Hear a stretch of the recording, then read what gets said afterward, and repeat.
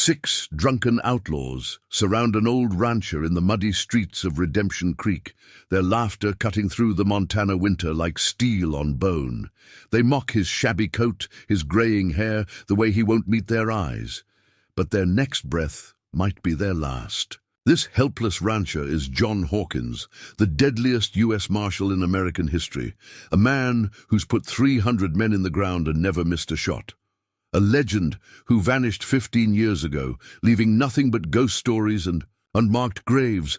Now, as these outlaws spit at his boots and reach for their guns, they're about to learn why grown men still whisper his name in fear. Some wolves don't need to bare their teeth to be deadly. Some legends never die. They just wait for the right moment to strike. Before we jump back in, tell us where you're tuning in from. And if this story touches you, make sure you're subscribed, because tomorrow I've saved something extra special for you. Dawn painted the Montana sky in shades of gold and crimson as John Hawkins worked his fence line, weathered hands moving with practiced efficiency. 15 years of ranching had turned city calluses to honest work calluses, though beneath them lay older marks. The telltale roughness, where a gun grip had worn into flesh for decades. His 100 acres sprawled across the valley floor, good grazing land bought with saved Marshall's pay, and the bounties of men whose names he tried not to remember. The modest house and barn needed fresh paint, but the cattle were fat, and the horses were strong. It was a life built on quiet and routine, as far from his past as he could make it. From the rise where he worked, Hawkins could see Redemption Creek nestled in the valley below. The town had grown since he'd first settled here. New buildings, new faces, most of whom knew him only as the quiet rancher who sold the best beef at fair prices, just how he wanted it. Sarah Miller, the general store owner's wife, had once asked him why he'd chosen this particular patch of Montana to settle. "Good water," he'd said simply, not mentioning how the high ground gave clear views of all approaches, or how the creek's bend created a natural barrier along his southern border. Some habits couldn't be broken, even after 15 years. His mare, a sturdy bay named Shadow, raised her head suddenly, ears pricking toward town. Moments later, Hawkins heard it too, hoofbeats, multiple riders pushing their horses hard. He kept working, though his body tensed instinctively. Young Tommy Burke came galloping up the trail, his father's horse lathered beneath him. "Mr. Hawkins! Mr. Hawkins!" The boy's voice cracked with excitement and fear. "Riders coming in from the east, mean-looking ones. Pa says they're the Raven Gang." Hawkins drove another fence post into the ground, his movements unhurried. "That's so." He'd heard of the Ravens. Their reputation for brutality had spread across 3 territories. "How many?" "6, sir. Been raising hell through the Dakotas." "Sheriff Mitchell in Deadwood sent word they killed 2 deputies last month." Hawkins nodded, testing the post's stability. "Town's got a sheriff of its own. Sheriff Jones took his deputy and rode out yesterday, hunting those horse thieves up by Eagle Pass." Tommy's voice dropped. "We ain't got no law in town at all." That explained why they'd chosen today. The Ravens weren't just brutality, they were careful brutality. Hawkins checked his pocket watch, a battered silver piece that had accompanied him through 20 years of manhunts. Almost noon. "Best head back, Tommy. Tell your pa to keep everyone calm. Sometimes trouble rides through without stopping, if there's no reason to stop." The boy hesitated. Pa said to tell you they've been drinking since Millbrook, said they're looking for some fun." Hawkins finally looked up, meeting Tommy's eyes. The boy flinched slightly, though he couldn't have said why. Something had changed in the old rancher's face. Something hard and cold that belied his peaceful appearance. "Go on home, son. Stay off the main street."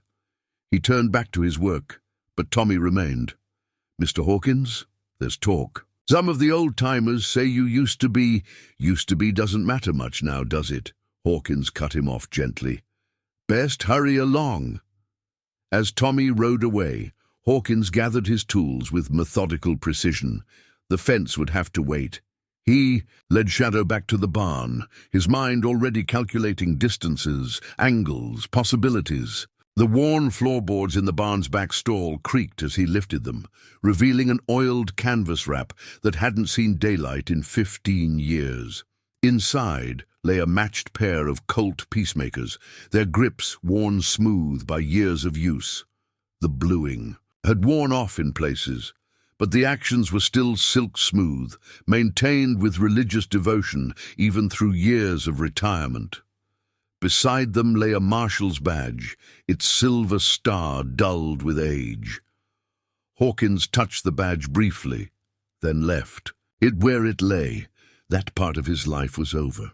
But as he strapped on the gun belt with practiced ease, muscle memory took over, the smooth draw, the perfect balance, the way the holsters sat just right on his hips, like greeting an old friend, or maybe awakening a sleeping demon.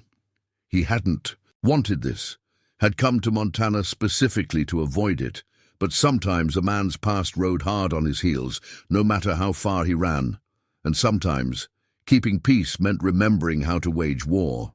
Doc Mason's weathered hands trembled slightly as he poured 2 fingers of whiskey into a chipped glass.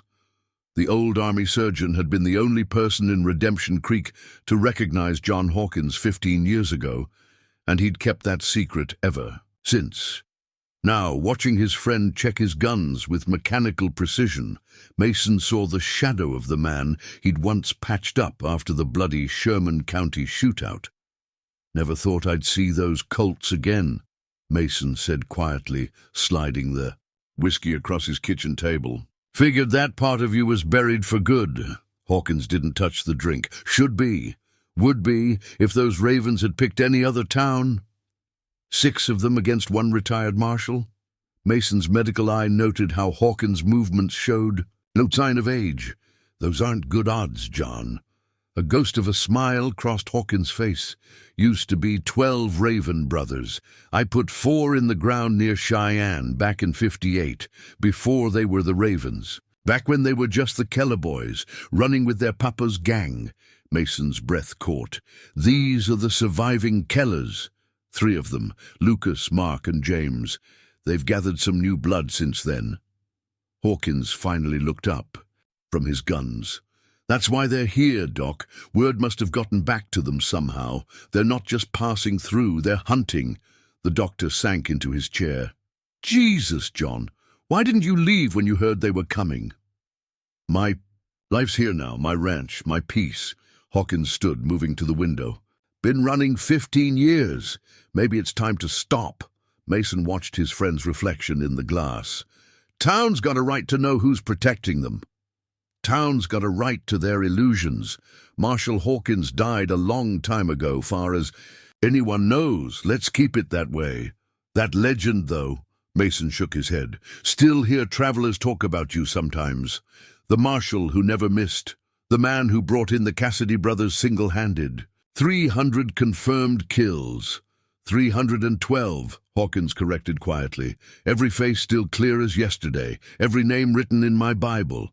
That's not something to brag about, Doc. That's something to atone for." A horse whinnied outside, and Hawkins moved with liquid grace away from the window. Mason marveled at how his friend could shift from aging rancher to deadly predator in the blink of an eye. "Those years after the war," Mason said carefully, "when you were hunting down the worst of the worst, people called you a hero. People called me a lot of things. Depends which side of my gun they were on." Hawkins checked his pocket watch again. "Ravens will be good and drunk by now, looking to make their reputation bigger by terrorizing a small town, or by killing the legend they've been hunting." Hawkins shook his head. "They don't know they're hunting him? Not yet." He moved to the door, then paused. "Doc, if this goes bad, I'll have my surgery ready." Mason stood. "But John, these aren't the same young guns you put down in Cheyenne. Lucas Keller's built himself quite a name. They say he's fast." "Everyone's fast nowadays." Hawkins settled his hat carefully. "But speed isn't what makes a gunfight. Time does. Patience, knowing when to draw and when to wait." His eyes, when they met Mason's, held 15 years of carefully banked fire. I didn't survive by being fastest. I survived by being smartest, by letting them make the mistakes. And if they don't make mistakes, everyone makes mistakes, Doc. Pride, anger, revenge. He opened the door. Even me, thinking I could bury the past under 15 years of honest. Sweat! As Hawkins stepped out into the street, Mason called after him softly. Your reputation says you never lost a fight. Reputation's just another word for the lies that outlive us. Hawkins didn't look back. Truth is, I lost every fight. Lost pieces of myself with every trigger pull. Every notch on my guns cost me something I couldn't get back. He walked away, leaving Mason with the untouched whiskey and the weight of unspoken words. The doctor watched his friend move down the street, seeing both the peaceful rancher of the present and the deadly Marshal of the past overlaid like a double exposure. The town would soon learn what kind of man they'd had in their midst all these years.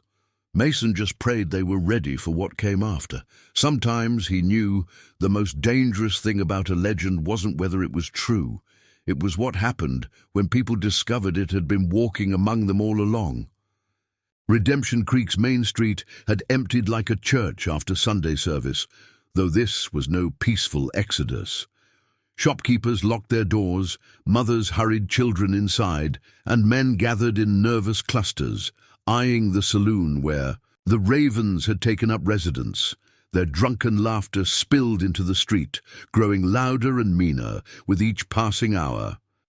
Sarah Miller stood in her store's doorway, watching Will Parker, the young blacksmith, hurry past with his wife and daughter. Got room in our cellar, she offered quietly. Tom's stocked it just in case. Parker shook his head. Heading to my brother's place outside town. These Ravens heard what they did in Millbrook. Ain't just robbery and rough talk with them. They burn things, kill folks just to hear them. Scream! A bottle shattered inside the saloon, followed by raucous cheers. Sarah flinched at the sound, remembering other towns she'd lived in, other gangs that had passed through.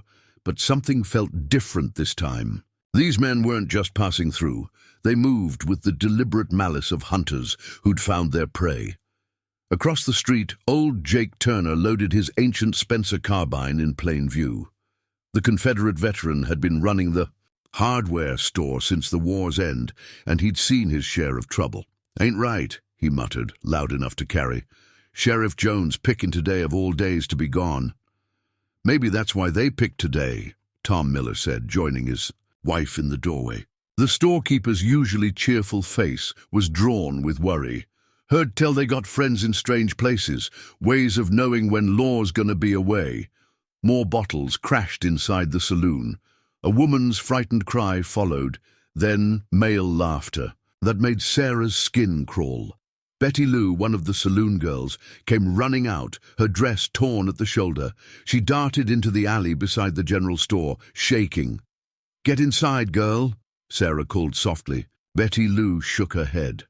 They're animals, she whispered, not like regular rough men. The one they call Lucas, he's got dead eyes. Like a snake, keeps asking questions about the town, about who's got money, who's got grit, about that quiet rancher up north. Sarah's heart skipped. Hawkins? What do they want with him? Don't know, but Lucas smiled when he asked, not a good smile. The sound of approaching hooves drew their attention. 2 riders appeared at the town's edge, the Watkins boys who ran the livery stable outside town. They'd been up at Eagle Pass that morning, and their faces now carried news nobody wanted to hear. Sheriff Jones is dead, young Michael Watkins called out, his voice cracking. Found him, and Deputy Wade shot to pieces up by the pass. Wasn't no horse thieves they were chasing. Looks like they got led into an ambush. The news hit the street like a physical blow. Windows slammed shut, and more than one mother could be heard crying inside the nearest houses. The Ravens' laughter seemed to grow louder, more triumphant, as if they'd been waiting for this announcement.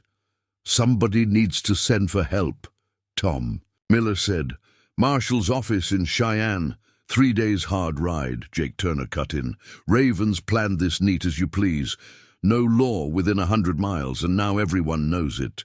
Sarah Miller watched the sun crawling toward noon, casting shorter and shorter shadows. The air felt heavy, like before a storm, but the sky remained cruelly clear. She thought of John Hawkins up on his ranch, wondering if he'd heard about the sheriff yet, wondering if he knew that Lucas Raven had been asking about him. Something was coming, not just violence. Redemption Creek had seen violence before. This was different. This was malice with purpose, hatred with a plan. The Ravens hadn't just stumbled into their town. They were here for something specific or someone specific. "Tom," she said quietly, "maybe we ought to send someone to warn Mr. Hawkins. If they're asking about him." A gun roared inside the saloon, followed by the sound of breaking glass and cruel laughter. A man's voice, thick with drink and menace, carried into the street. "This here's Raven territory now. Anybody don't like it, come on in and discuss it." Nobody moved. Nobody spoke. The street held its breath, waiting for whatever came next. Sarah thought about the cellar under her store, stocked with provisions, thought about running, about hiding, about surviving whatever storm these men were bringing. But storms, she knew, didn't just blow over on their own. Sometimes they had to be faced. Sometimes safety lay not in running from the thunder, but in finding the strength to weather it. And sometimes, she thought, looking north toward Hawkins's ranch, the quietest man in town turned out to be the strongest shield against the storm. John Hawkins heard them coming long before they appeared. 6 horses pushing hard up the valley road, kicking up dust that caught the afternoon sun like golden smoke. He continued stacking hay in his barn, each movement measured and deliberate. Though his senses tracked every hoofbeat, every jangle of gear, every laugh that carried on the wind, Lucas Raven led them, riding a big blood-bay stallion stolen from a ranch in the Dakotas. Hawkins recognized him without looking. Some memories didn't fade. Even after 17 years, the boy he'd wounded in Cheyenne had grown into a hard-faced man with dead eyes and a silver-plated colt worn low on his hip. "Well, look what we got. Here, boys," Lucas's voice carried across the yard, thick with whiskey and old hatred. "Honest rancher, working his honest land." The words dripped with mockery. Hawkins kept working, though his hands had found the familiar grooves worn into the pitchfork's handle, perfect for quick releasing, perfect for fighting. He counted footsteps as the ravens spread out around his barn door. Classic ambush formation, just like their father had taught them before Hawkins put him in the ground. "Mighty fine place you got here, old-timer." Lucas stepped into the barn's shadowed entrance. "Shame if something happened to it." "Ooh. Private property," Hawkins said mildly, not turning around. "Unless you're here to buy beef, suggest you ride on." A bottle shattered against the wall near his head. Mark Raven's laugh followed, higher pitched than his brother's, touched with a madness that hadn't been there in Cheyenne. "Ain't here for beef, old man. Here 'cause somebody remembered something interesting, about a ranch north of town, about a quiet man who keeps to himself." Hawkins turned slowly, carefully.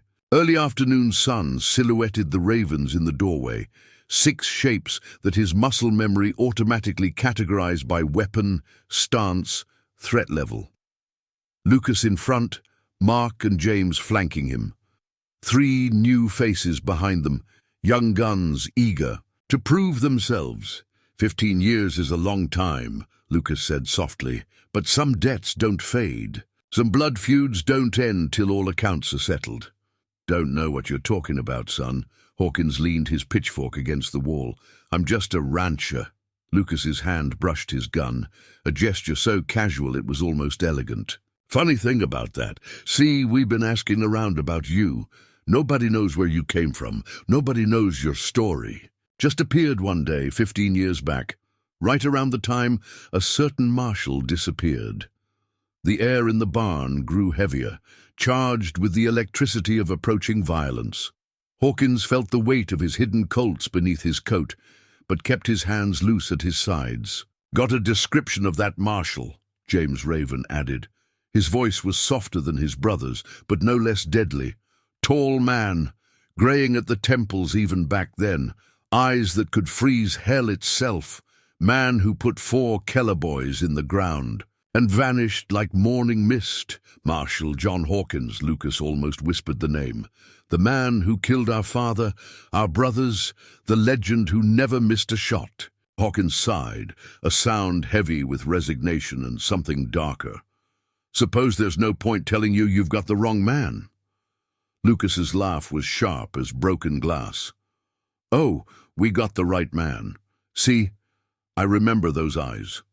17 years. Ago, watching you gun down my kin.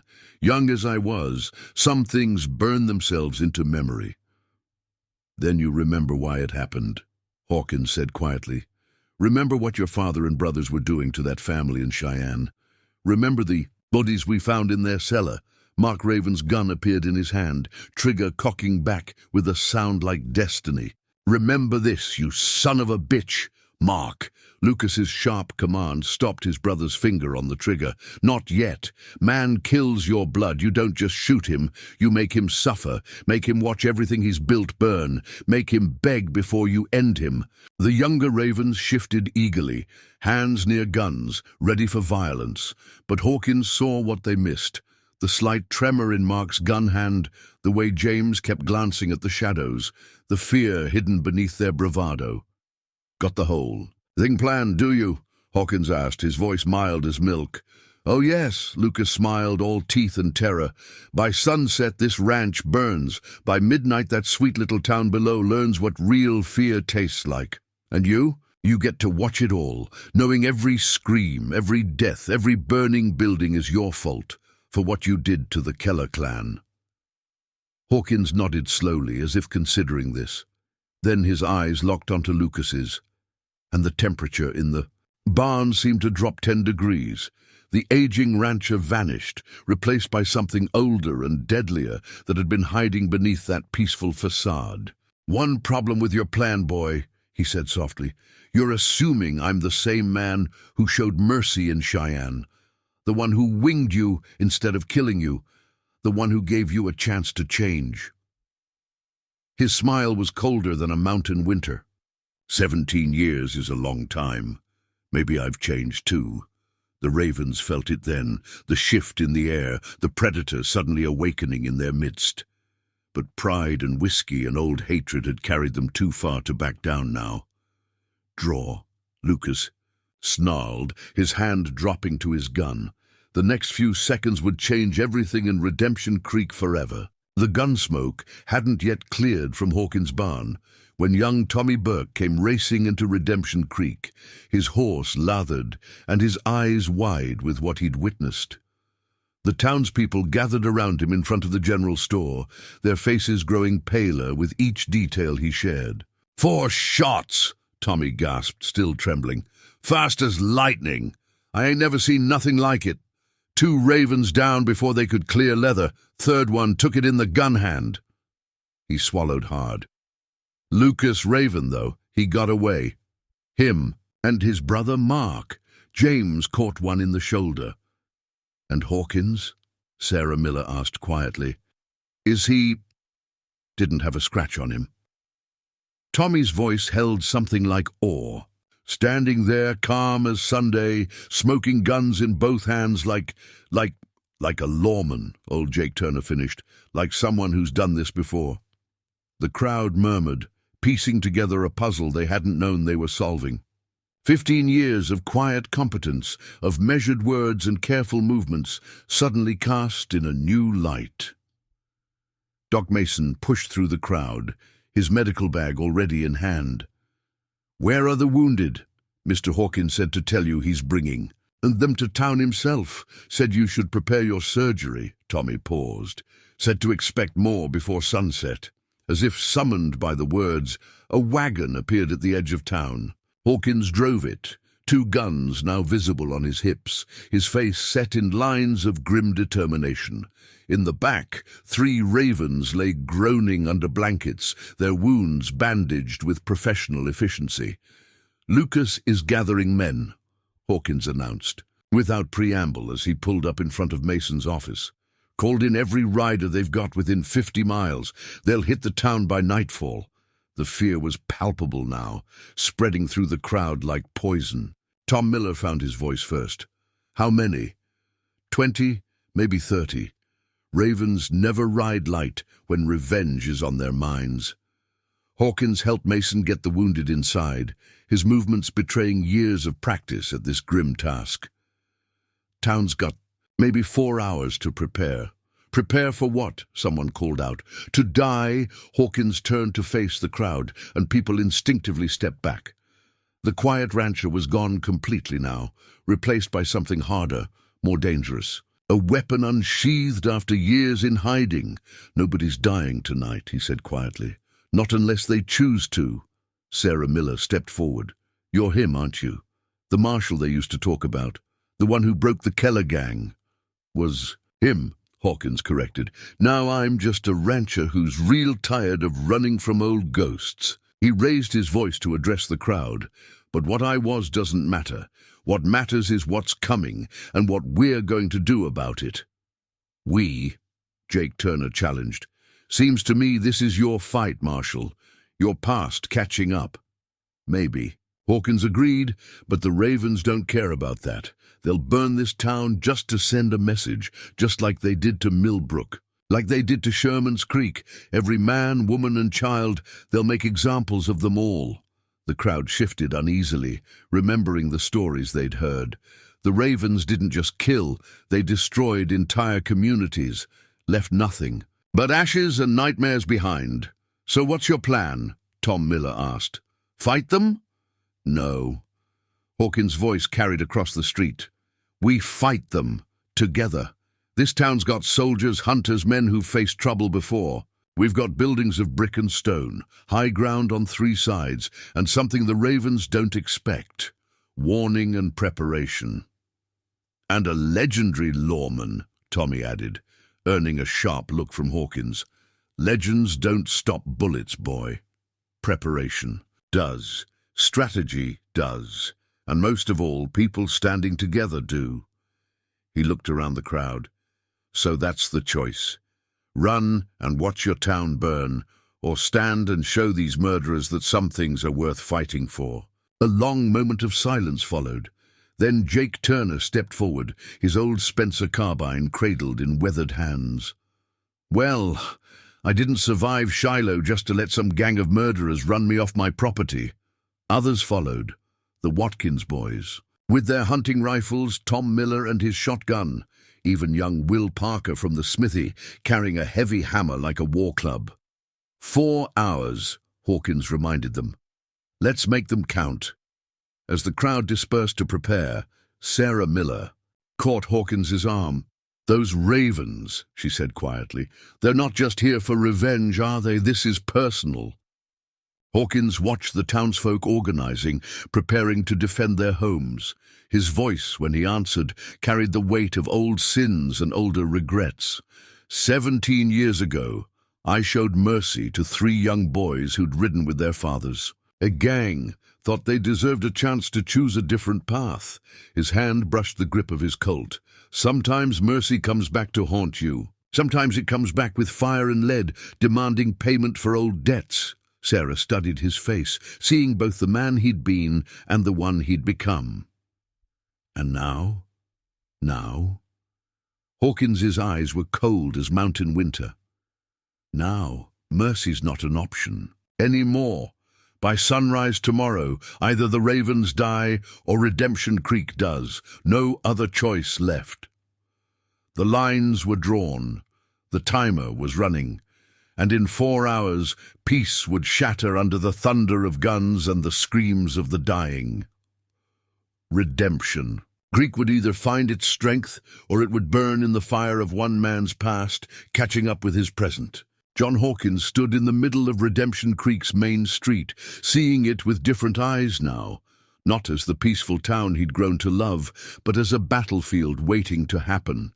Every window became a firing position, every alley a potential ambush point, every roofline a tactical advantage or disadvantage. "Mason!" he called to the doctor, who was organizing medical supplies. Your cellar still connect to the old mining tunnel? Runs clear through to the creek bed, Mason confirmed. Used it during the flash flood 3 years back. Good. That's our fallback route if things go bad. Hawkins turned to Jake Turner. Jake, get every woman and child into the cellars. Mason's, the general store, the bank, anywhere below ground level, and get them there now. The old Confederate nodded, already moving. He'd recognized the tone in Hawkins' voice, the same one sergeants used before major battles. Mr. Hawkins! Tommy. Burke came running up, eager to help. Pa says we got 15 men who can shoot. 20 more willing to fight, if you show them how. Time for a shooting lesson then. Hawkins led the way to the hardware store, where Jake Turner had been stockpiling ammunition for years. First rule of gunfighting. It ain't about being fastest. It's about being smartest. He laid out his plans with surgical precision, each detail drawing from decades of experience. The bank's stone walls would become their strong point. The livery stable's height would give sharpshooters coverage of the eastern approach. The church bell would serve as their warning system. Ravens like to hit from multiple directions, he explained, drawing in the dirt with a stick.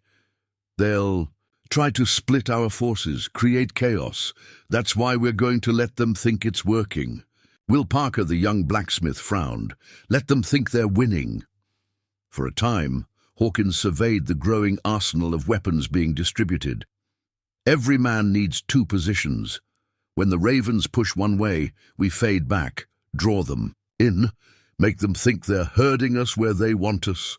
But they'll be herding themselves right where we want them. Tom Miller finished, understanding dawning in his eyes. Hawkins nodded. Every retreat is a trap. Every weakness is bait. We're not just defending, we're hunting. As the men dispersed to their assigned positions, Sarah Miller approached with a worried expression. The Ravens didn't leave anyone alive in Millbrook or in Sherman's Creek. What makes you think we can stop them? Because those towns weren't ready. Hawkins checked his Colts methodically.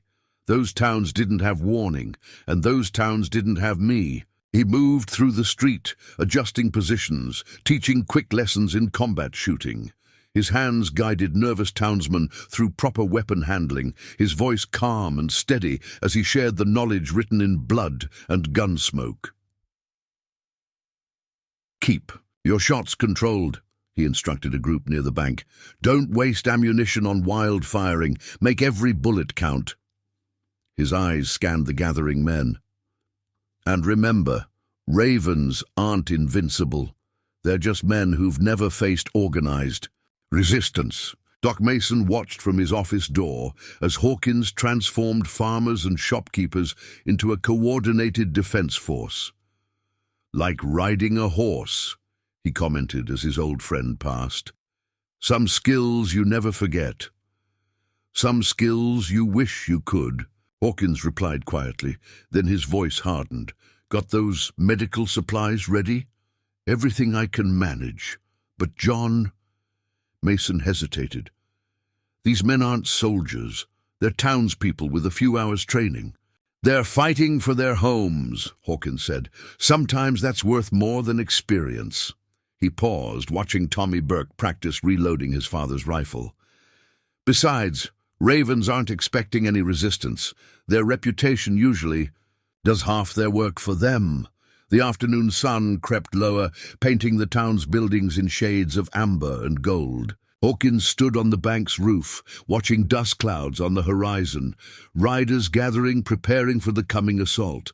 Sarah Miller found him there, carrying coffee and a worried expression. You've done this before, haven't you?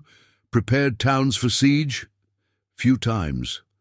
During the war, after it, learned something important. It's not always about winning the fight. Sometimes it's about making the fight too costly for the other side. And is that what we're doing? Making it costly? Hawkins's eyes never left the horizon. No, ma'am. Tonight, we're doing something else. Tonight we're ending the Ravens for good, because sometimes the only way to stop evil is to burn it out, root and branch." He turned to face her, and Sarah saw something in his eyes that made her step back, a cold certainty, a killing clarity that belonged to the man he'd once been. "Get below now," he said softly. "Time's almost up, and when the Ravens come, I need to be who I was, not who I've been pretending to be." As Sarah descended to the cellar, she heard the church bell begin to toll. 3 sharp peals, then silence. The signal they'd agreed on. The Ravens were coming. In the dying light, John Hawkins drew both Colts, checking them one final time. 15. Years of peace fell away like an old coat, revealing the deadly weapon beneath. The Marshal, who'd never lost a fight, was back, and Redemption Creek was about to learn exactly why his name had once been whispered in fear across 3 territories. Darkness crept over Redemption Creek like a predator stalking prey. The town held its breath, every defender positioned according to Hawkins' careful plans. From his vantage point atop the bank, he counted at least 30 riders gathering at the edge of town. More than expected, but not enough to change the strategy. The first attack came not with gunfire, but with fire itself. Burning arrows arced through the night, setting the livery stable's roof ablaze. The Watkins boys were ready, dousing the flames with pre-positioned water barrels, but the Ravens' message was clear. They meant to burn Redemption Creek to the ground.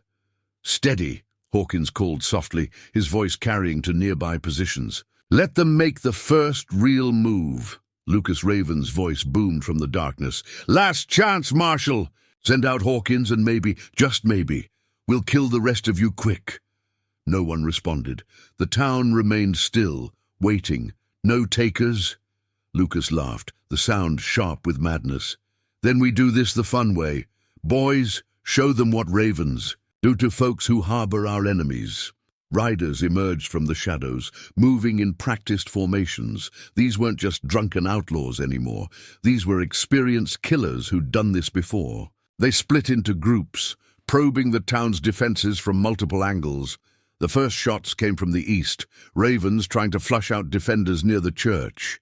Jake Turner's men held their fire, remembering Hawkins' instructions. "Let them. He'd come closer. Let them think their plan is working." Movement in the alley, Tommy Burke whispered from his position beside Hawkins. 3 men trying to flank the bank. Hawkins nodded. "Good eye, boy. Now watch and learn." The Ravens crept forward, confident in their superior numbers and experience. They'd done this dozens of times. Terrorize a town, break its will, then destroy it completely. But this time was different. This time, they were the ones walking into a trap. When the killing started, it happened with the sudden violence of a summer storm. Ravens, moving through the alley, found themselves caught in crossfire from carefully placed defenders. Their return fire hit empty windows, positions already abandoned according to Hawkins' rotating defense plan. "Push them toward the center," Hawkins commanded. "Make them bunch up." More Ravens charged the bank's front entrance, led by Mark Raven himself. His face was twisted with rage and whiskey courage. "Come out and die, Marshal!" Hawkins' response was 2 precise shots that killed Mark's horse and wounded his gun hand. The outlaw's scream of pain and fury echoed through the street. "Getting sloppy, boy," Hawkins called out. "Your father taught you better than that. Never charge a fixed position without covering fire." "Kill them all!" Lucas's voice cracked with desperation. "Burn everything." But the Ravens were learning that this fight was different. Every attack met coordinated resistance. Every move was countered before it fully developed. They were used to terrorizing helpless townspeople, not facing an organized defense led by a tactical expert. "They're pulling back," Tom Miller reported from his position. "Regrouping by the church." Hawkins checked his ammunition. "They'll try something bigger now, something to break our will." His eyes narrowed. Lucas always did favor big gestures. When he was losing, as if confirming his words, a wagon rolled into view, its bed loaded with dynamite. Two ravens pushed it slowly toward the bank, using it as moving cover. "Jesus," Tommy breathed. "They're going to blow the whole building." "No," Hawkins said calmly. "They're not." He raised his voice. "Will Parker, show them what a blacksmith can do with a good arm." The young smith rose from his hidden position, his powerful arm hurling something small and bright. The dynamite he'd been modifying all afternoon landed perfectly in the wagon's bed. The ravens pushing it had just enough time to realize their danger before the explosion lit up the night like false dawn. The blast shattered windows for 100 yards, but the bank, built to withstand more than mere dynamite, stood firm. When the smoke cleared, the wagon was gone, and with it any illusion that this would be an easy victory for the ravens. Lucas Raven's voice carried a new note now, something close to fear. "What kind of town is this? What have you done, Marshal?" "Given them something you forgot about, boy," Hawkins replied, his voice pitched to carry. "Given them hope. Given them teeth." He smiled in the darkness. "And now they're going to use them." The night was far from over, but already the ravens were learning a harsh lesson. They'd come expecting to find sheep ready for slaughter. Instead, they'd found wolves in sheep's clothing, led by a shepherd who knew far more about violence than any of them. Sarah Miller crouched in the general store's cellar, listening to the battle rage above. She wasn't just hiding, she was part of Hawkins' plan, though few knew it. Around her, other townswomen worked with quiet efficiency, molding lead into bullets, preparing bandages, and maintaining the complex network of communication Hawkins had established. "Riders coming up Carson Street," Tommy Burke's sister Mary whispered, passing the message from one of the hidden observation posts. The women relayed it through the tunnel system to the next cellar, where it would reach Hawkins' defenders. Above, the ravens were learning that Redemption Creek had more layers than they'd expected. Every time they thought they'd found a weakness, it turned into a trap. Every advantage they seized proved false. "They're targeting the church tower now," Jake Turner reported to Hawkins, who had moved to the hardware store's second floor. "Trying to take out our high ground." Hawkins nodded, watching Lucas Raven direct his men with increasing frustration. "Let them waste ammunition. Real shooting positions in the livery loft. Church towers just bait." As if to prove his point, rifle fire erupted from the livery, catching several ravens in a deadly crossfire. They'd been so focused on the obvious threat that they'd missed the real one, a mistake Hawkins had counted on. "Marshal!" Will Parker called urgently. "They're bringing up more dynamite, loading it in the old freight wagon." "Right on schedule," Hawkins murmured. He turned to Tommy Burke. "Signal Sarah, time for her part." The boy's eyes widened. "Miss Miller? But she's just the daughter of the best demolitions man in the Union Army," Hawkins cut him off. "Why do you think I had her storing all that blasting powder in her cellar?" Beneath the streets, Sarah received the signal. She and 3 other women began laying out the carefully prepared charges her father had taught her to make years ago. The ravens thought they knew where all the town's tunnels ran, but they didn't know about the new ones, dug in secret over the years by Sarah's father before his death. "They're moving the wagon into position," Mary Burke reported through the tunnel network, 20 yards from Parker's smithy. Sarah struck a match, lighting a carefully measured fuse. "Daddy always said timing was everything in demolition work." She allowed herself a small, fierce smile. "Let's see how ravens, like having the ground disappear under them." Above, Lucas Raven was shouting orders, positioning his men for what he thought would be the decisive blow. The wagon full of dynamite would break the town's resistance once and for all. The explosion, when it came, wasn't what anyone expected. Except Hawkins and Sarah Miller, the street simply ceased to exist, swallowing the wagon and 4 ravens in a perfectly calculated collapse. Years of tunnel work precisely undermined supports, and Sarah's expertise with explosives had turned the very ground into a weapon. "Jesus, Mary, and Joseph," Jake Turner breathed, watching from his position. The whole damn town's a trap." "Always has been," Hawkins replied calmly. "Some folks prepare for trouble by building walls. Others dig deeper." The Ravens' confidence was shaken now. They'd lost nearly a third of their men, and every strategy they tried seemed to play into their opponent's hands. Lucas Raven's voice carried an edge of desperation as he called out to his remaining forces, "Fall back! Regroup at the creek!" He turned toward the bank, hatred twisting his features. "This isn't over, Marshal. We've got more men coming. Lots. More. By dawn, there won't be anything left of this town but ashes." "Dawn's a long way off, boy," Hawkins called back, "and you're running out of men to sacrifice." As the Ravens retreated to rethink their approach, Hawkins made his way through the tunnel network to the general store's cellar. Sarah met him with powder-stained hands and fierce pride in her eyes. "Daddy would have loved this," she said, "using his tunnels to protect the town." "Your father was a smart man," Hawkins replied, "like father, like daughter." He surveyed the organized chaos of the makeshift armory the women had created. "How's our ammunition supply?" "Enough for 3 more attacks like that last one." "The women have been casting bullets all night." She hesitated. "But what if Lucas is telling the truth about more men coming?" Hawkins checked his pocket watch. "He is. Probably 20 more riders coming up from Eagle Pass, but they won't get here in time." His eyes held a cold certainty. "By dawn, this ends, one way or another." In the tunnels, beneath Redemption Creek, women continued their vital work. Above, men who'd never fought before found courage they didn't know they had. And through it all, John Hawkins's strategy unfolded like a deadly game of chess. Each piece positioned, each trap laid, each sacrifice calculated. The Ravens had come expecting to find a town's weakness. Instead, they discovered its hidden strength, the power of ordinary people united under extraordinary leadership. And the night was far from over.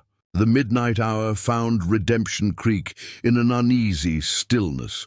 The Ravens had withdrawn to the creek bed, their campfires visible in the distance as they tended their wounded and waited for reinforcements. But John Hawkins knew better than to trust the quiet. Wounded animals were often the most dangerous. "Something's wrong," he muttered, scanning the darkness from the bank's roof. Beside him, Jake Turner nodded grimly. "Too quiet. Ravens ain't known for patience." The warning came too late. A scream cut through the night, high, terrified, and suddenly silenced. It came from the direction of the Mason house just outside. "The defensive perimeter, Doc?" Tommy Burke's voice cracked with concern. "Still in his surgery," Hawkins replied, already moving. "That was his wife, Mary." They found her on the back porch of her home. She'd apparently tried to retrieve medical supplies from their private store. The Ravens had been waiting. The note pinned to her body with her own kitchen knife was written in blood. "Now it's personal, Marshal. No more games. You've got 1 hour to surrender, or we start killing them slow, real slow, like this one." Hawkins knelt beside Mary Mason's body, his movements careful, controlled. But those who knew him best saw something change in his eyes. Something cold and deadly awakening. Doc Mason's grief was a terrible thing to witness. He didn't wail or curse, just knelt beside his wife of 30 years and gently closed her eyes. When he looked up at Hawkins, his face had aged a decade. "They didn't just kill her, John," he said quietly. "They tortured her first, tried to make her scream for help. Draw more of us out." The gathering townspeople shifted uneasily, the reality of what they faced finally hitting home. This wasn't just about property or pride anymore. The Ravens had shown their true nature. They were monsters wearing human skin. 1 hour, Lucas Raven's voice carried from the darkness. 1 hour, Marshal. Then we start picking them off. One by one. Real artistic-like. Might start with that pretty store owner's wife, or maybe that young Burke boy you seem fond of. Hawkins stood slowly, his movement that of a predator uncoiling. "Dark," he said softly. "Get everyone back to their positions and send Sarah Miller up here." When Sarah arrived, she found Hawkins checking his guns with methodical precision. His face was carved from stone. "I need access to every tunnel," he said without preamble. "Every exit point, every crawl space. And I need to know if your father left anything else hidden down there, anything deadly." Sarah's eyes were hard as she looked at Mary Mason's covered body. "Daddy had a special cache, stuff too dangerous to keep above ground, military explosives, chemical compounds, things he said should never be used except in the worst circumstances." "These are the worst circumstances." Hawkins's voice was ice. "They want to play monsters? Fine, let's show them what real monsters look like." He gathered the town's defenders, their faces pale but determined in the lamplight. The time for defensive strategy was over. Now they would learn how John Hawkins had earned his reputation, not just for being deadly, but for being ruthless when circumstances demanded it. "They think they know about terror," he told the gathered men. "Think they know about fear, but they've forgotten something important." His smile was a terrible thing to behold. "Before I was a marshal, I hunted guerrilla raiders in Missouri. Men who thought they knew how to terrorize civilians. Men who learned too late that some tactics can be turned back on their users." He laid out his new plan, not just to defend, but to hunt. The tunnels would become their allies, allowing them to strike from impossible angles. Sarah's father's cache would turn the Ravens' own terror tactics against them. "They want to make it personal." Hawkins checked his guns one final time. "They want to play with fear? Then let's teach them why my name used to make killers wake up screaming." The town's defensive positions were reorganized. No longer just strong points to hold, but bases for aggressive action. The women in the cellars began preparing Sarah's father's special compounds, things that would make the night itself seem to come alive with terror. "Remember Mary Mason," Hawkins told them. "Remember what they did and what they promised to do to others, because after tonight, the only people who'll remember the Ravens will be those telling scary stories around campfires." Out in the darkness, Lucas Raven was still shouting threats, still playing at being the monster in the night, but he'd made a fatal mistake. He'd shown his true nature too early, forced Hawkins to unleash his. The Marshal, who'd never lost a fight, was about to show them why. The man who'd buried his violent past under 15 years of peace was about to remind them that some legends are born in blood for a reason. The hour of grace was ticking down, but it wasn't the town that should have been counting those minutes with dread. It was the Ravens who should have been afraid. They'd wanted to make it personal. They were about to learn just how personal John Hawkins could make it. The hour of grace hadn't quite expired when the first Raven died. He never saw it coming, just felt Hawkins' knife slide between his ribs as the former Marshal emerged from a shadow that seemed too small to hide a man. The outlaw didn't even have time to scream. "One," Hawkins whispered, lowering the body silently to the ground. In the darkness, he was no longer the aging rancher. Every movement spoke of the predator he'd once been, the man who'd hunted men across 3 territories, and never lost his prey. The tunnel network had given him access to the Raven's position. Sarah's knowledge of every exit point let him emerge like a ghost in their midst, but it was 15 years of buried instinct that made him deadly. 2 more Ravens died in quick succession, one to a garrote, another to a precisely placed blade. Their bodies were dragged into the shadows before their absence could be noticed. The Ravens had spread themselves thin, trying to surround the town. Now that very spacing made them vulnerable. "Anybody seen Cooper?" one Raven called out. "Boy was supposed to be watching the creek bend. Probably drunk again," another answered. "You know how he—" The response cut off in a wet gurgle as Hawkins' wire found his throat. 4 down, like he'd told the townspeople, sometimes the best way to fight monsters was to become one. Back in town, Sarah Miller was implementing her part of the plan. The chemicals her father had stored in the tunnels weren't just explosives, they were things designed to create panic. Smoke bombs that turned the darkness strange colors. Compounds that made normal sounds echo wrongly. The night itself seemed to turn against the ravens. "What the hell is that?" A raven's panicked voice carried through the strange mist. "The air, it's wrong." Lucas Raven's voice cracked with forced bravado. "Stand fast, you cowards. It's just tricks. The Marshal's trying to—" His words died as one of his men emerged from the colored smoke, stumbling and clawing at his throat. The man's eyes were wide with terror at whatever he thought he'd seen in the chemical fog. "Devils!" he gasped before collapsing. "The whole town's full of devils!" Hawkins moved through the chaos like a spirit of vengeance.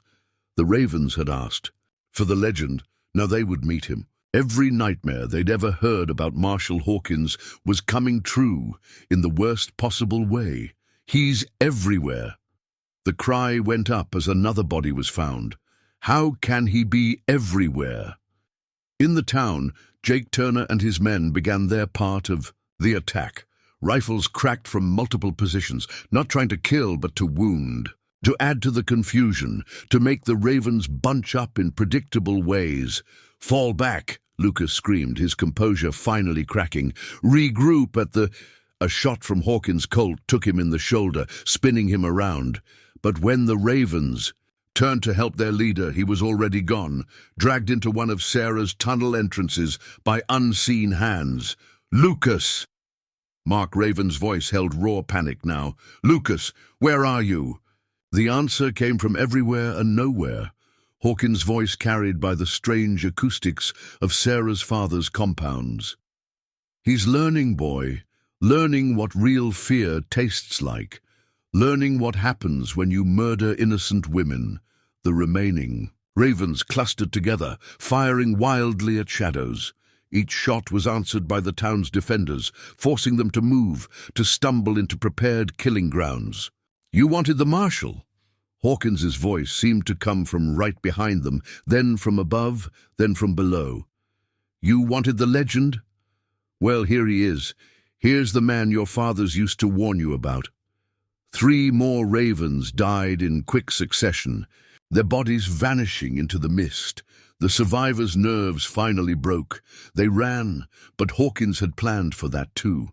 The only clear escape route led straight into the town's prepared crossfire. When it was over, when the strange smoke cleared, 13 ravens lay dead or dying. 6 more were captured, huddled together like frightened children. And Lucas Raven found himself staring up at John Hawkins from the floor of Doc Mason's surgery. "Shouldn't have killed Mary," Hawkins said quietly, checking his blood-stained knife. "Shouldn't have made it personal. Because now I remember who I really am. And you're about to learn why your father used to wake up screaming at the mere mention of my name." Outside, the first light of dawn revealed the price of the night's work. The Raven's reputation for terror was broken, replaced by a new legend, the story of how Marshal Hawkins reminded the West that some men are dangerous, not because they want to be, but because they have to be. And the night wasn't over yet. In the distance, dust clouds marked the approach of the Raven's reinforcements, but they wouldn't find a helpless town waiting for them. They'd find a awakened legend, a united community, and a man who'd remembered that sometimes peace has to be built on the foundation of necessary violence. Dawn painted Redemption Creek in shades of red and gold, revealing the night's carnage in stark detail. John Hawkins stood in Doc Mason's surgery, watching Lucas Raven's face as the outlaw leader processed just how completely his plans had unraveled. 20. "More men coming," Lucas spat blood with the words. "Led by my cousin James. He's worse than I ever was, Marshal. Learned his trade killing Apaches down in Mexico. Real creative-like. Trying to frighten me, boy." Hawkins checked his ammunition with methodical precision. "Or just hoping I'll kill you quick before he gets here. James won't just burn the town." Lucas's eyes held genuine fear now. "He'll make examples of everyone, string them up and skin them alive. Man's not right in the head, Marshal, not since the war. How long? Hawkins's voice remained calm, though his mind was already calculating possibilities. 2 hours, maybe 3. Lucas managed a bloody grin. Plenty of time for you to run, like you did after Cheyenne. Hawkins' backhand caught the outlaw across the face, precise and controlled. Didn't run, boy. Retired. There's a difference. He turned to Doc Mason. Keep him alive. He might have more useful information. Outside, the town was recovering from the night's violence. Jake Turner and his men were collecting Raven's bodies, while Sarah Miller supervised the sealing of tunnel, entrances they'd used in the attack. They'll try to use our own tactics against us, Hawkins told the gathered defenders. This James Raven sounds like the type to learn from others' mistakes.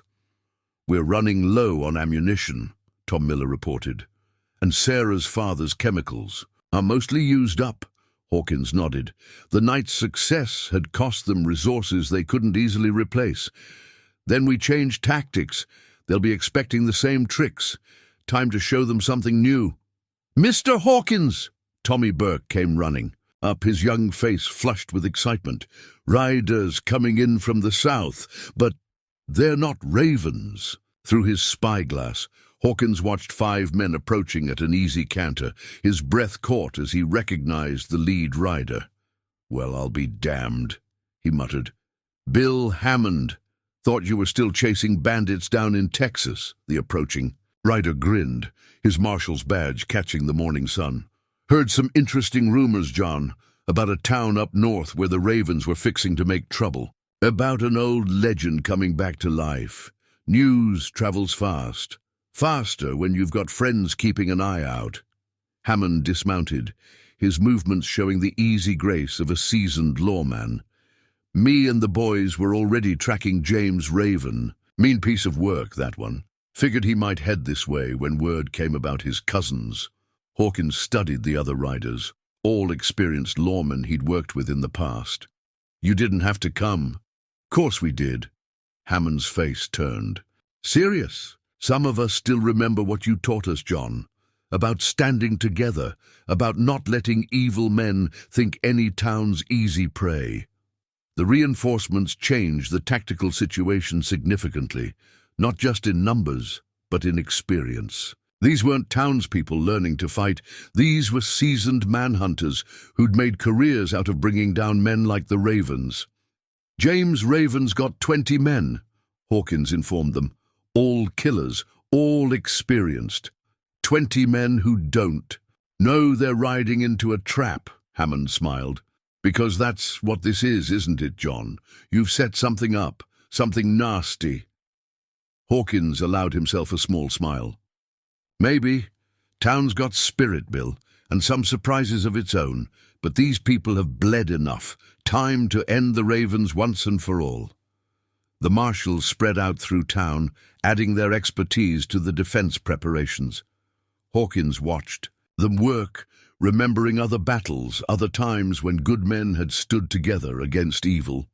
Sarah Miller approached, her face showing both exhaustion and determination. We found more of Daddy's supplies, hidden cache under the church.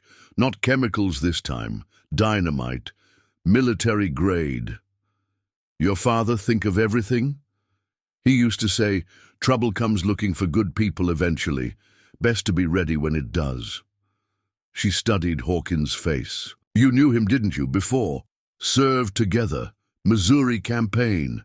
Hawkins checked his guns again. Man saved my life 3 times. Taught me about planning ahead, about preparing for the worst while working for the best. The sun climbed. Higher as Redemption Creek readied itself for the coming storm. But this time was different.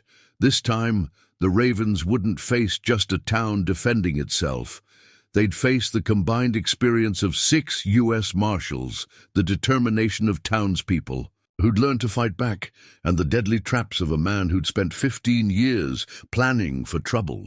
James Raven was coming with 20 killers, but he was riding into something he couldn't possibly expect.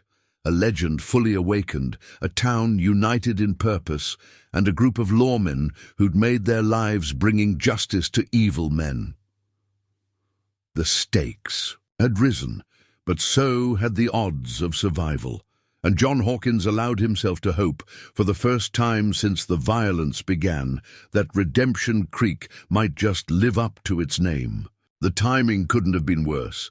As Hawkins and Hammond finalized their defensive plans, young Tommy Burke came bursting into the bank, his face pale with discovery. "Marshal, the tunnel under the church, it's collapsed.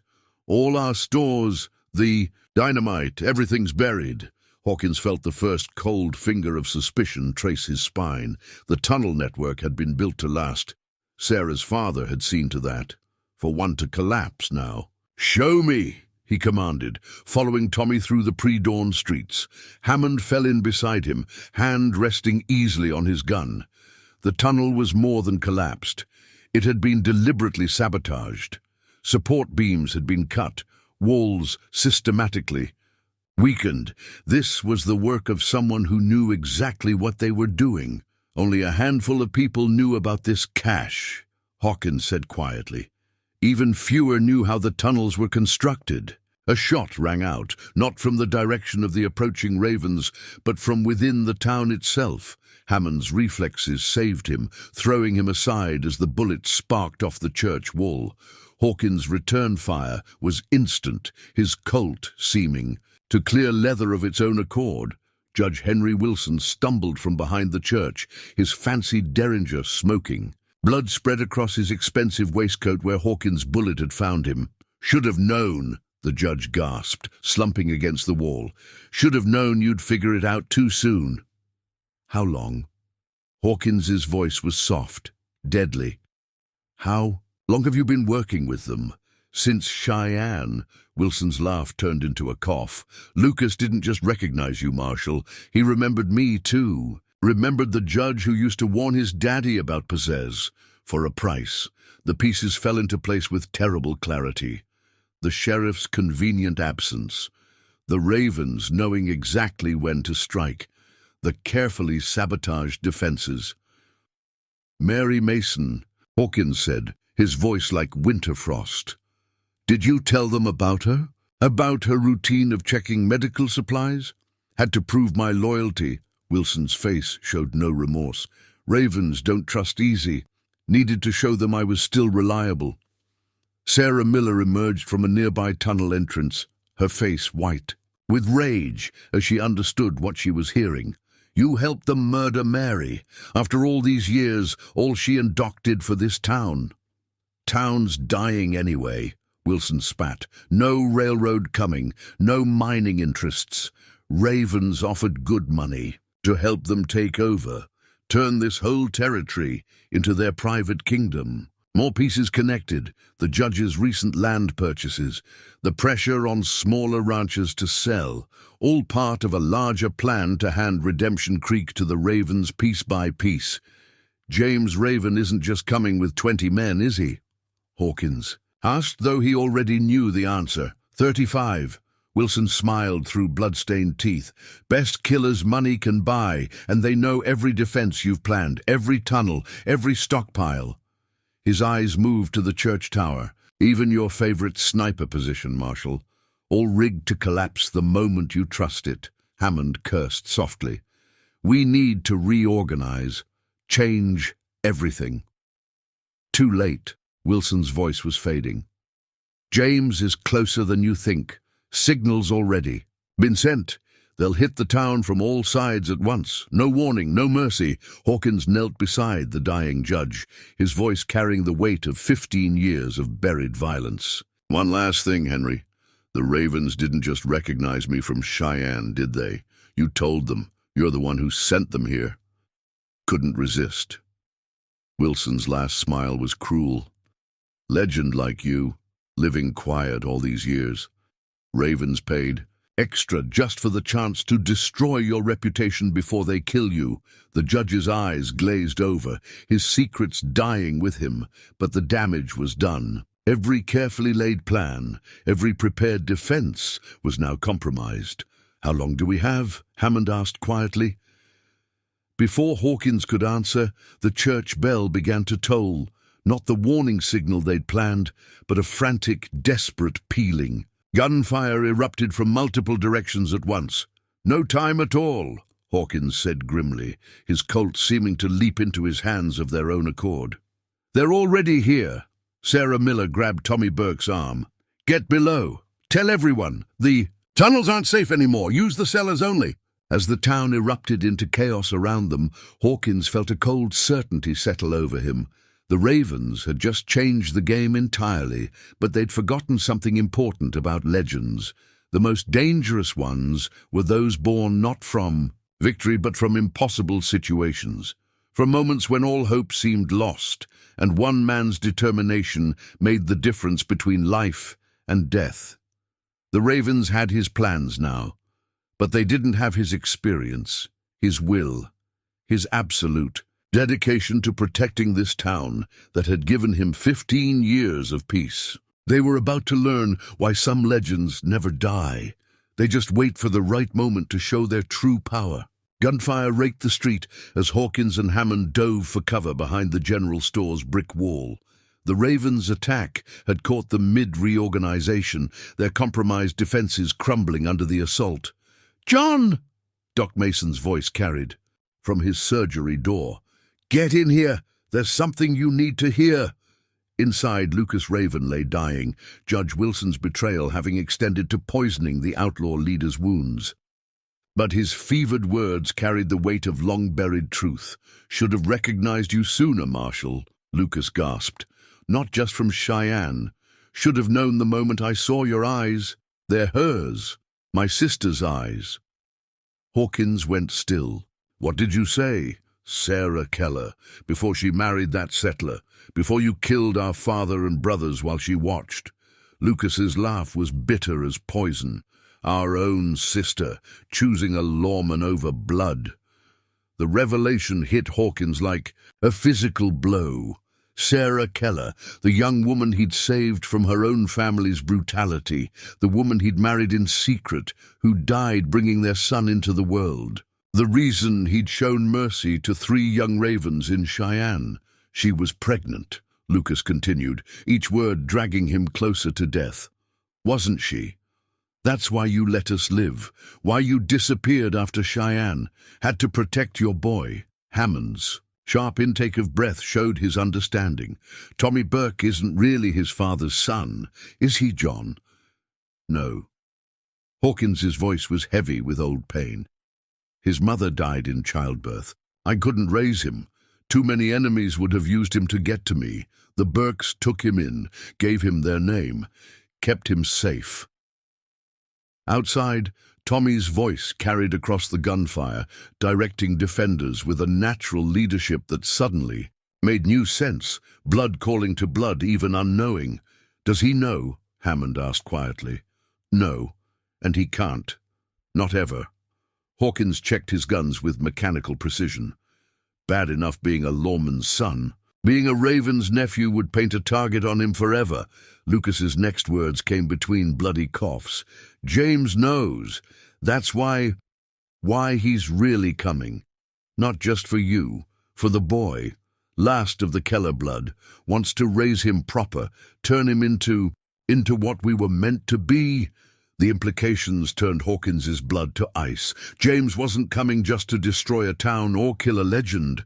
He was coming to claim his sister's son, to twist Tommy into the same kind of monster that had forced Hawkins to kill the boy's grandfather and uncles. "Over my dead body," Hawkins said softly. That's the plan." Lucas's eyes were glazing over.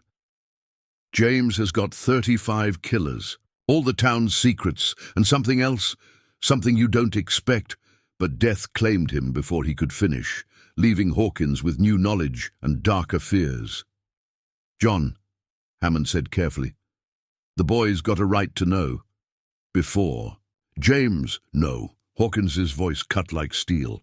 "Tommy Burke is exactly who he thinks he is, son of good people, raised right. The Ravens don't get to poison that. Not now. Not ever. A massive explosion rocked the street, the church tower collapsing exactly as Wilson had promised. But the Ravens found it empty, Hawkins having trusted his instincts about treachery. "They're pushing from the east," Hammond reported. "Using our own tunnel exits against us?" Hawkins nodded grimly. "Let them come. They think knowing our plans gives them the advantage? Fine. Time to remind them why I never relied on just one strategy." He moved to the surgery door, watching Tommy direct the town's defenders with the same tactical instinct that had once made the Keller clan so formidable. But where they had used their gifts for evil, the boy had found a better path. Just as his mother had. "Sarah would be proud," Hammond said quietly, "of both of you.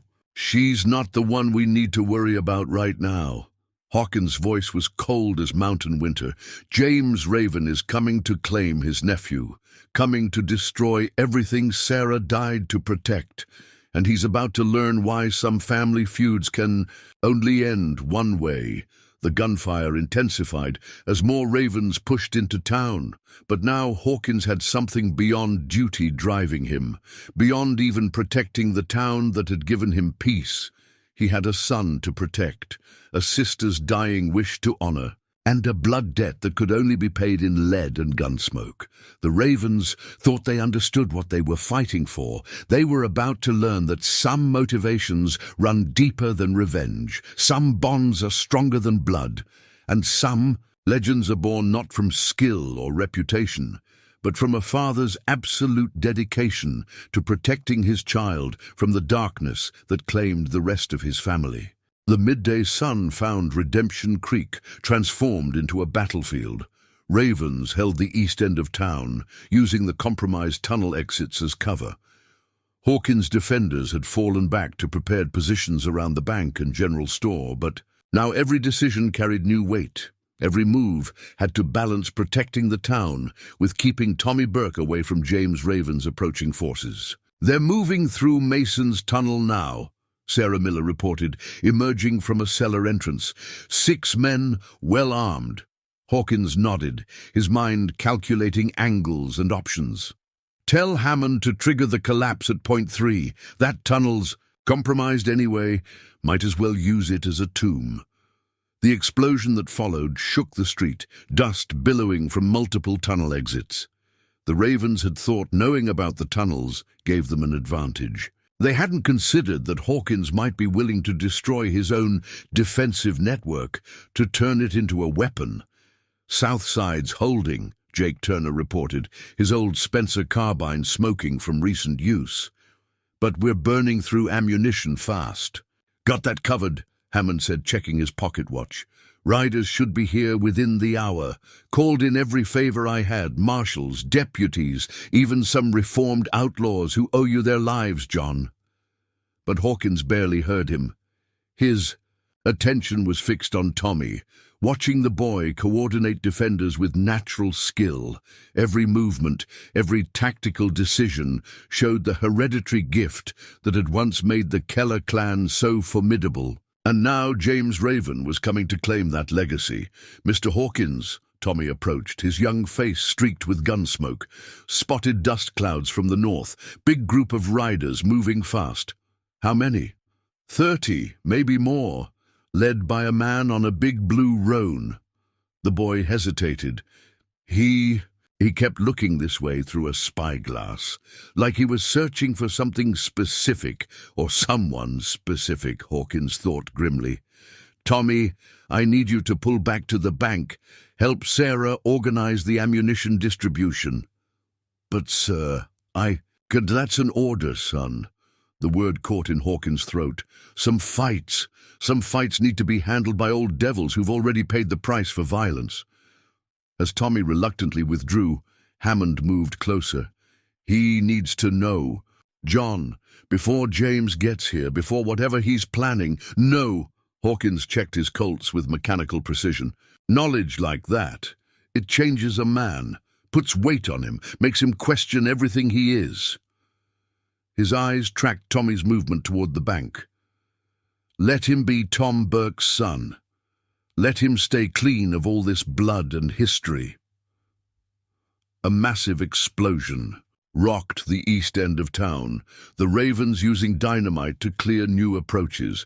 They were pushing harder now, trying to secure the town before James arrived. But something in their tactics had changed.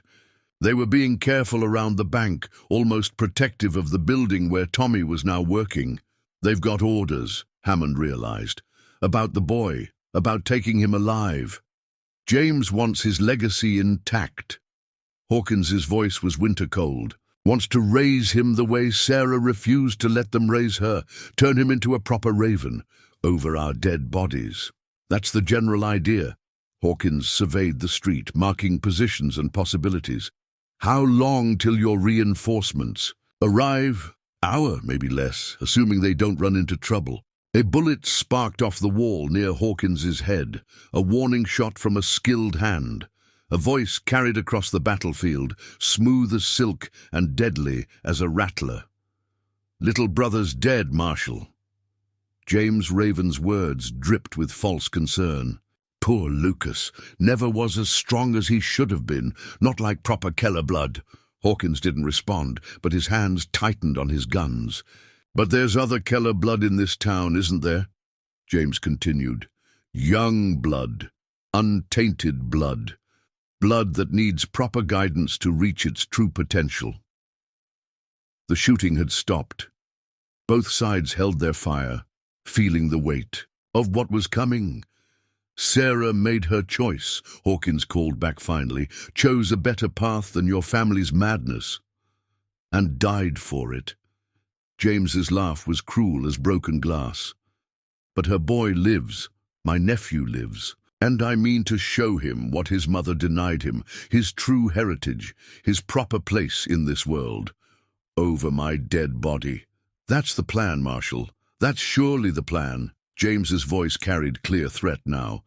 "I'm coming for what's mine. Coming to claim the last pure Keller blood, and I'm bringing hell itself with me." Thunder rolled across the distant hills, not from weather, but from approaching hooves.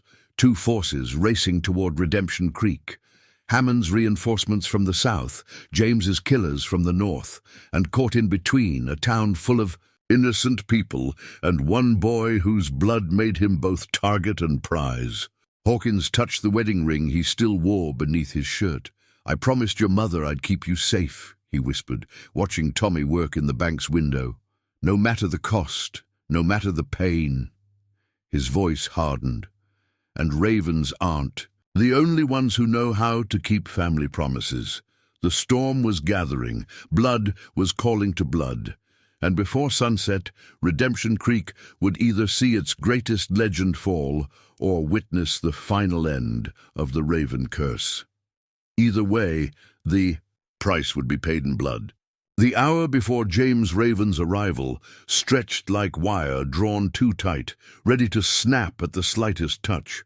John Hawkins moved through Redemption Creek's defenders, making final preparations, knowing each word might be the last he spoke to these people who'd become more than just neighbors. "Jake!" He paused by the old Confederate's position.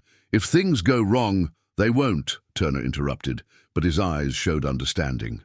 "But if they do, we'll get the boy out, get him somewhere safe." In the bank, Sarah Miller was organizing the last of their ammunition.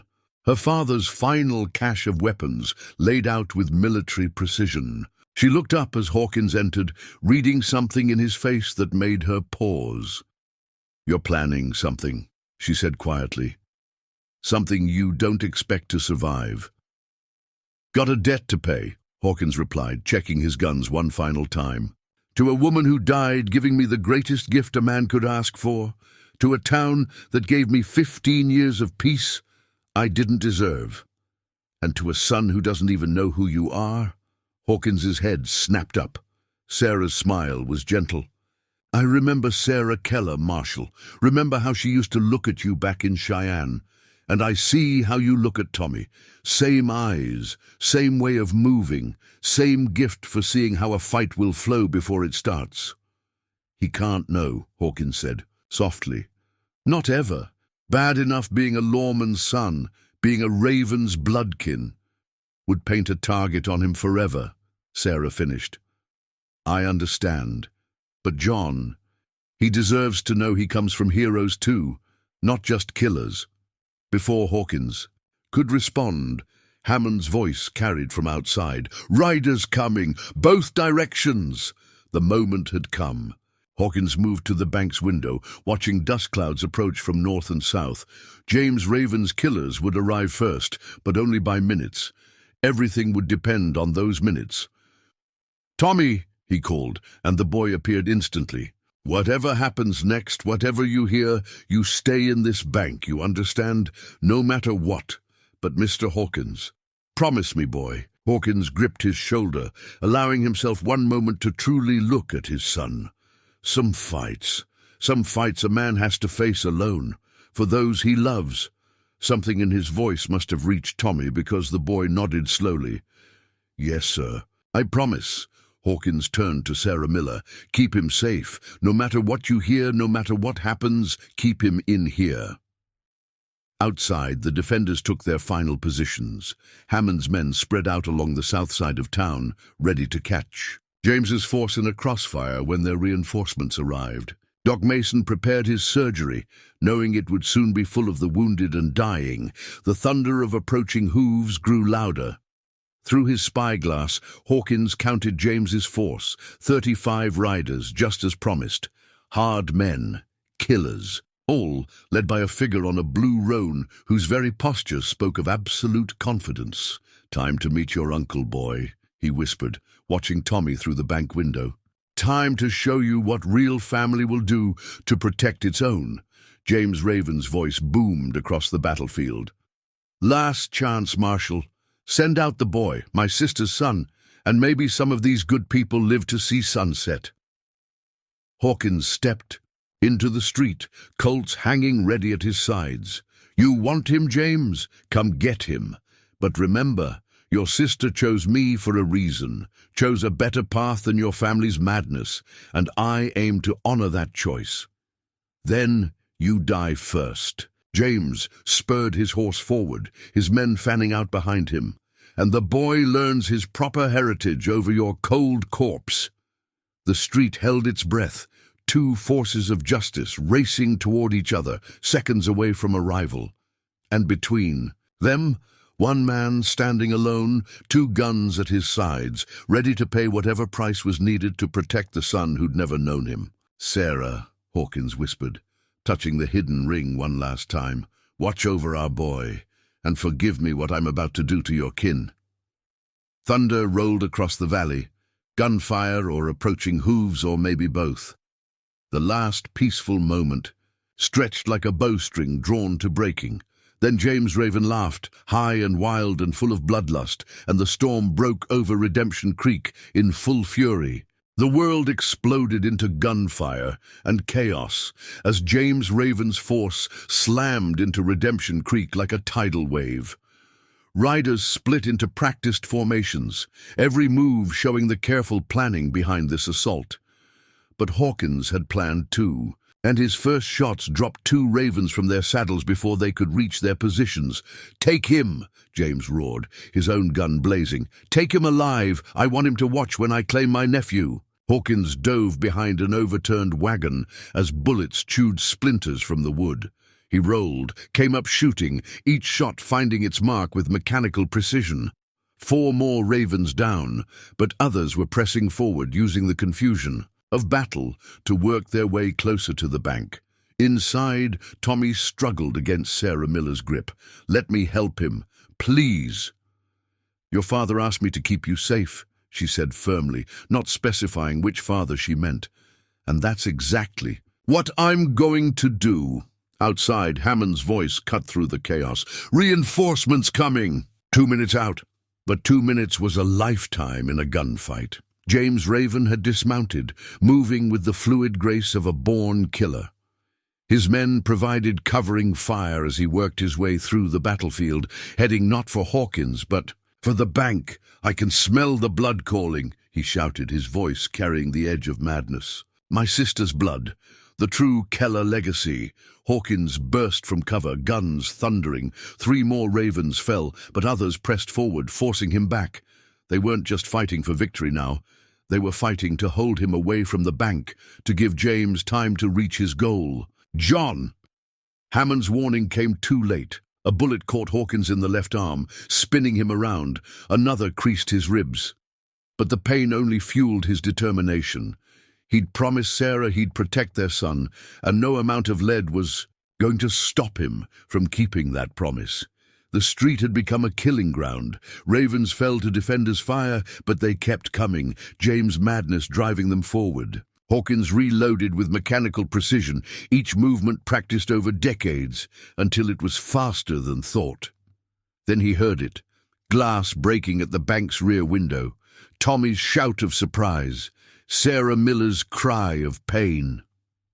Something snapped. Inside Hawkins, all the careful control, all the tactical precision, burned away in the fire of a father's absolute rage.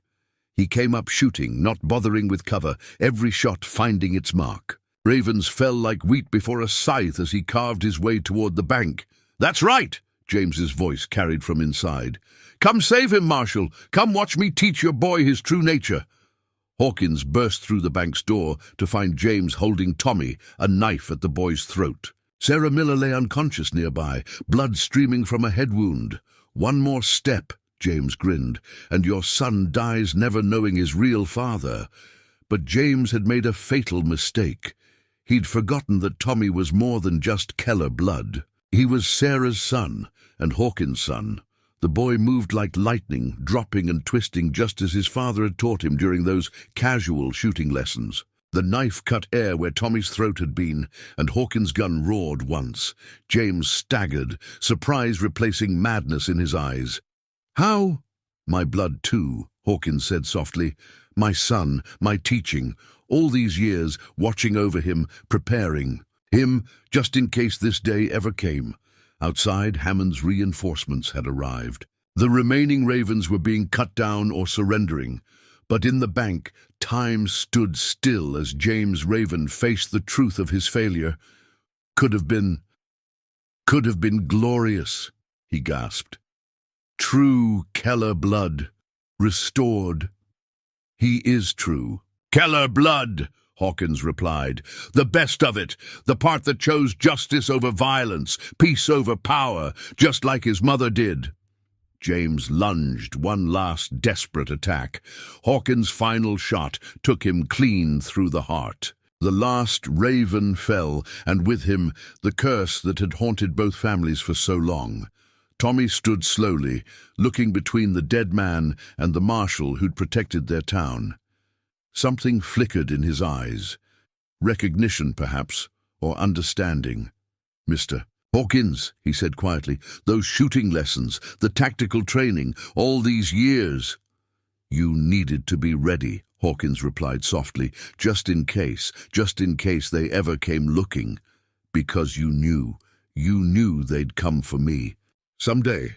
"No, son." Hawkins holstered his smoking guns. "Because I knew someday you'd need to be strong enough to choose your own path, just like your mother did." Understanding dawned in Tommy's eyes. But before he could speak, Hammond's voice carried. From outside, "John, we need you out here." The moment passed. There would be time later for truth, for explanations. For now, there was a town to secure, wounded to tend to, and peace to restore. But as they moved to help the others, Tommy's hand brushed Hawkins' arm, a gesture of understanding, of acceptance, of family found, even if the words remained unspoken. The Ravens were finished, the legacy of violence was broken, and, in its place, something better had grown, something built on choice, on sacrifice, on love, stronger than blood. Dawn painted Redemption Creek in gentle gold, so different from the harsh red of yesterday's sunset. John Hawkins stood on his ranch's porch, watching the sun climb over mountains that had witnessed both violence and healing. The town was rebuilding, its people stronger for having faced the storm together. Doc Mason had tended the wounded through the night, including Sarah Miller, whose courage had helped save Tommy's life. The dead, both Ravens and townspeople who'd fought them, had been laid to rest with proper dignity. Even James Raven, at Hawkins' insistence, some cycles of hatred needed to end with mercy. "Coffee, sir?" Tommy's voice carried from the doorway. The "sir" was different now, carrying weight beyond mere respect. "Sounds good, son." The word came easier now, its truth acknowledged between them in quiet moments rather than dramatic declarations. They sat together, watching the morning light strengthen. "You could have told me," Tommy said finally. "Wouldn't have been fair." Hawkins sipped his coffee. "You needed to become your own man first, choose your own path. Like Mother did, like Sarah did." Hawkins pulled out an old tintype photograph, preserved through 15 years of exile. "She was the bravest person I ever knew. Walked away from everything she'd been raised to believe in, chose a harder but better road." Tommy studied his mother's face, his own eyes looking back at him from the past. The Burkes, they knew. "Tom and Mary Burke were the finest people I ever met. Loved you like their own. Gave you something I couldn't, a normal life, a chance to grow up without looking over your shoulder. But you were always watching, always teaching those casual lessons in shooting, tactics, strategy." Hawkins nodded. "Had to know you could protect yourself if the Ravens ever came. If I wasn't around to do it." Hammond's arrival interrupted them, his horse's hooves crunching. "On the gravel drive, town council's meeting," he announced without preamble. "Voting on a new sheriff since Jones's death. Jake Turner nominated you, John." Hawkins shook his head. 15 years ago, I walked away from badges for a reason." "Different now," Hammond replied. "You've got roots here, family." His eyes moved, meaningfully to Tommy. People worth protecting officially, not just from the shadows. Before Hawkins could respond, Sarah Miller's buggy appeared, her head still bandaged but her spirit unbroken. "Don't bother arguing, John," she called. "Town's already decided. Question is whether you're wearing the star or Tommy is." "Me?" Tommy straightened in surprise. "You led the defense when it mattered," she replied. "Showed tactical sense that impressed even these old manhunters, though now we know where that came from." Hawkins studied his son's face, seeing Sarah's strength and his own determination reflected there. "Your choice," he said quietly. "Always has been." Tommy was silent for a long moment. "Reckon the town could do with 2 lawmen," he said finally. "A sheriff and a deputy, experience and new blood working together." Hammond grinned. "Like father, like son."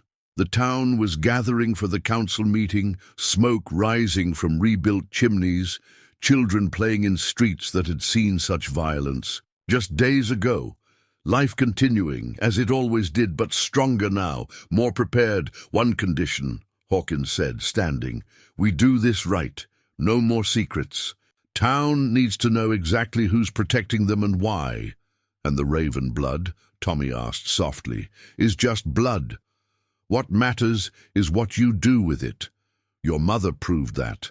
Now you have too." They rode into town together, father and son, past buildings bearing the scars of battle, and people who'd found their courage in darkness. Redemption Creek had faced its trial by fire and emerged stronger, its peace now built on understanding rather than ignorance, on strength rather than silence. The Marshal who'd hidden from his past had found his future. The son who'd never known his heritage had found his path. And the town that had given them both sanctuary had found its true strength, not in walls or weapons, but in the bonds between its people. Some legends, it seemed, didn't need to end. They just needed to change, to grow, to become something new and better, like father, like son, like a town called Redemption, living up to its name one day at a time.